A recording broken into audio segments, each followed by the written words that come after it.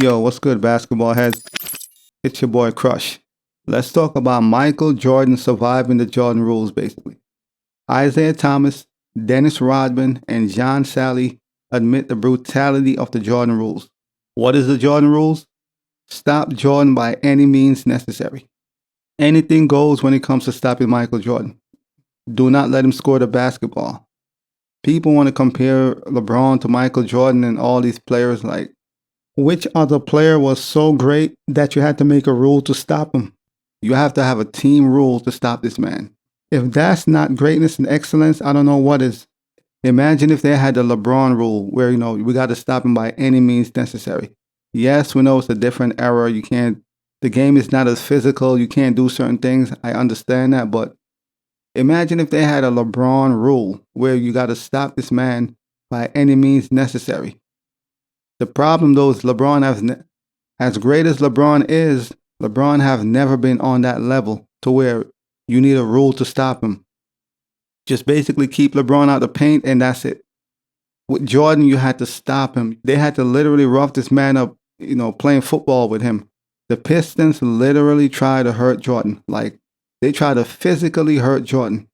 So the Jordan rules was meant to stop Jordan by any means necessary. Do whatever it takes, whatever is possible to make sure Jordan doesn't score the basketball. So this is what Isiah Thomas said. We had to do everything from a physicality standpoint to stop him. When he was in the air, we had no shot. Dennis Rodman, who later became Jordan's teammate, revealed the Pistons wanted to physically hurt Jordan on the court. They wanted to physically hurt this man because he was so great that we got to stop this man, and we can't stop him just being soft or playing casual defense. No, we have to physically rough this man up. And if it means breaking a rib, so be it, but we got to hurt him. Now that's crazy. So this is what Rodman had to say. Every time he goes to the effing basket, put him on the ground. When he comes to the basket, he ain't gonna dunk.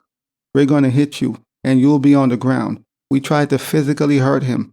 I can't compare Michael Jordan to anybody else because for him to survive that and maintain that level of greatness is very unparalleled.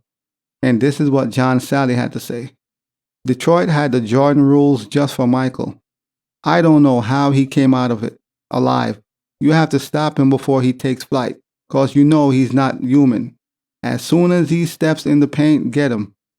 You hear what he had to say? They had to stop Jordan before he takes flight because once MJ gets into the air, it's over. Yes, they try to compare players now to Michael Jordan, but it's a joke. This man was on a different tier, a different level. And everyone who played against him or played with him could attest to that, could easily attest to that. So when they try to compare, LeBron and say, who's the GOAT, beyond obviously the resume speaks for itself, so it's not even close. But just from the eye test and playing against him, players will tell you it wasn't close. Trust me, it wasn't close. In order for you to make a rule for somebody just to stop them, that speaks of how great that player is and was. Imagine you got to make a rule for one specific person, nobody else in the NBA, just one guy, because we can't allow him to beat us because we knew how great he was, and as they said, he wasn't human. Like Larry Bird said, Michael Jordan is God in sneakers. Do you think all these people are saying all these things just to hype Jordan up? No, this is not to hype him up. Most of these players were his rivals, basically. So it's not like your rival is going to hype you up and try to boost you up. No, this is because the man was that great. He was that great. From the minute he stepped foot on an NBA court, he was that guy. And that's just what it is. A lot of LeBron fans who never seen Jordan play, never seen 90s basketball, never seen 80s basketball, they can't relate. All they know is LeBron. So when you have a debate, LeBron is the best because he played for 20 years.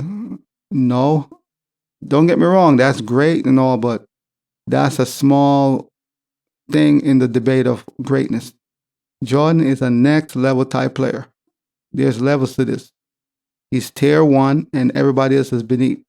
The Pistons defense was so bad on Jordan, they would clothesline him. So in games, Jordan would get clotheslined. That's basically wrestling.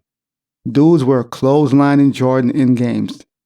Think about it. That's insane. If you was to do that today, you'll be tossed out the game. You probably missed a few days. You would be suspended for a few days if you was to do something like that in the modern NBA. Clothesline people. That's brutal, man. But that is what they was doing to Michael Jordan, basically. Through all that, he was still able to thrive, which is insane. What's crazy about it, MJ lived for this moment. Like all the physicality, he loved it. He didn't stray away from it or, shy away from it or it made him play less or he got scared. No, he embraced the physicality. He loved the physicality. But this is what separates the earlier generation from now. Those players love the physicality. They enjoy all of it. They embraced it. They welcome it. Players are not built the way they were back then. They were just built different. It's not a good or a bad thing. It's just different times. The game was played different back then. You was allowed to clothesline people and get real physical with them. What you could do back then, today, that would get you tossed out of a game. You would miss a few days. But back then, that was the norm. For Jordan to survive the Pistons and all they tried to do to him and still thrive, that speaks volume for itself. And his arch enemies and the players that he played against, for them to speak highly of him, despite all that, they still speak highly of him. That says a lot. When Michael Jordan first played against Detroit in 1988 in the Eastern Conference semifinals, despite all they did to him, he still averaged 27 points, 8 rebounds, almost 9 rebounds, 4.6 assists, shooting 49% from the field. So through all that physicality, he still was able to maintain his greatness. So this just speaks volume of how great Michael Jordan was. As great as most people know and think he is, I still feel like he's underappreciated, especially by the newer generation who never saw him play or don't understand the history to understand how great this man was, basically. So they'll make, arguments like LeBron is the GOAT. Come on, it's not even close. Trust me, it's not close, but you can't appreciate someone fully if you never seen him play. If you never seen MJ play, how can you appreciate him fully? You can't, because you never seen him play. If you're seeing it off videos and, 1 or 2 videos here or there, but you never actually lived in that era, or the moment, then you can't understand how great Michael Jordan was. You just can't understand it. But as always, man, I'll holla. As always, we just talking basketball. Hit the subscribe button, like, comment, share, holla at your boy. It's all about the game and how you play it. It's all about the game. I'ma say it. It's all about the game.